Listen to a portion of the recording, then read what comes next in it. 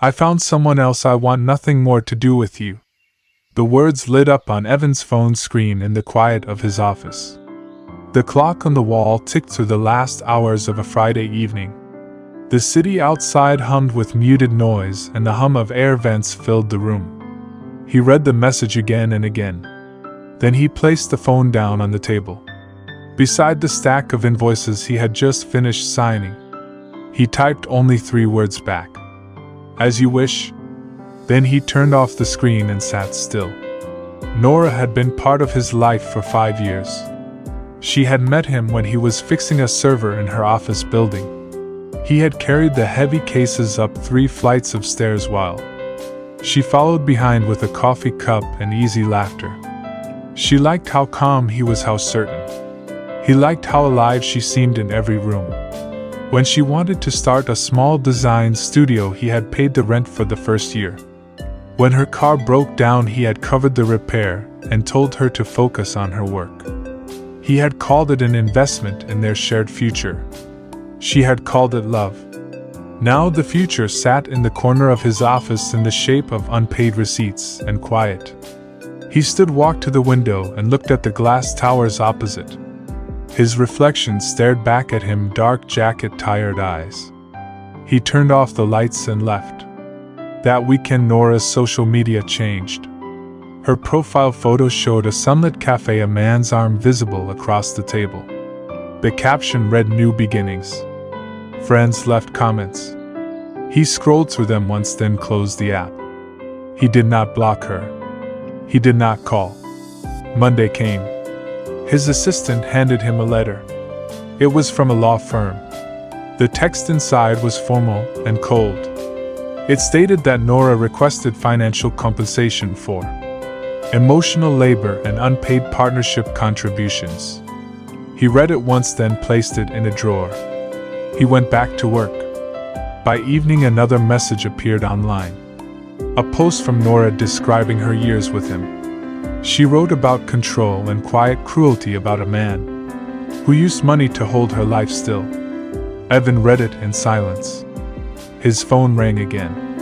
His friend Mark said, "You should respond before it spreads." Evan said, "No truth stays buried forever." He hung up. Days passed. He met his lawyer, Mr. Hale. They reviewed every transfer, every receipt. The lawyer asked, "You kept records of everything, didn't you?" Evan nodded and opened a folder of statements. Each one signed, dated. Hale said, "We will respond formally, no anger, no noise." Evan agreed.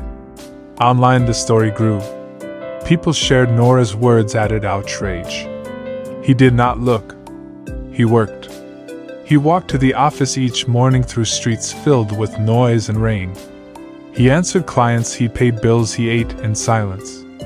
At night he opened his laptop and built a new system for a client who had trusted him for years.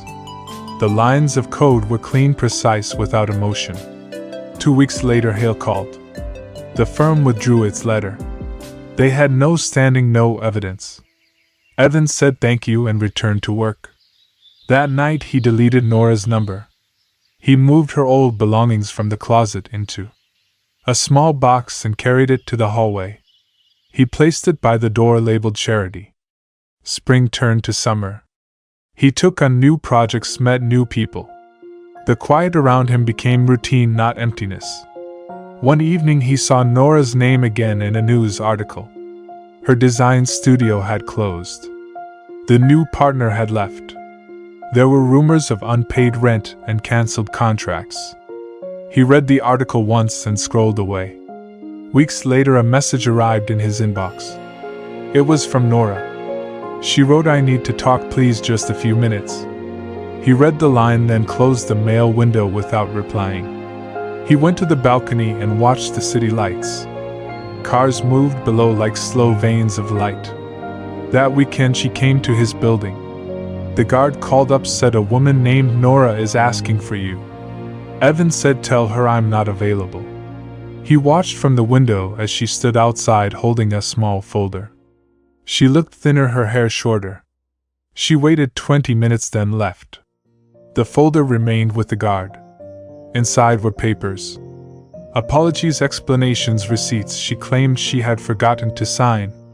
He placed them back into the envelope and sent it to her address with a short note. No need. Months passed. Evan's company expanded quietly. He hired new staff, built a second office. Clients appreciated his precision, his calm. He never mentioned her name again. One afternoon, Hale came by for coffee. He said, "You handled this better than anyone I've seen." Evan said, "Anger is a luxury." Hale smiled, said, "Maybe, but closure has its cost." Evan nodded. Autumn came with cool air and yellow leaves on the pavement. He walked home one evening past the cafe where Nora once waited for him on rainy days. The window still showed couples inside. He kept walking. Weeks later, another message appeared on his phone. It was from an unknown number, but the words were familiar. "I'm sorry for everything." He stared at it for a while, then deleted it. He made tea and returned to his desk. Nora moved back to her hometown according to the little he heard. She lived with her parents, worked part-time in a small print shop. The city forgot her name. Years later, Evan visited a charity foundation meeting. He met young designers trying to start their first studios. He offered quiet advice, funding small projects with clear contracts and open books. One girl asked why he cared so much about fairness. He smiled and said, "Experience is a good teacher." When the meeting ended, he stepped outside. Rain began to fall, steady and cold.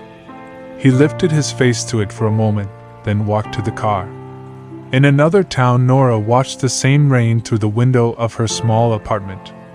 Her phone buzzed with unpaid notices. She sat by the table, staring at her reflection in the dark screen.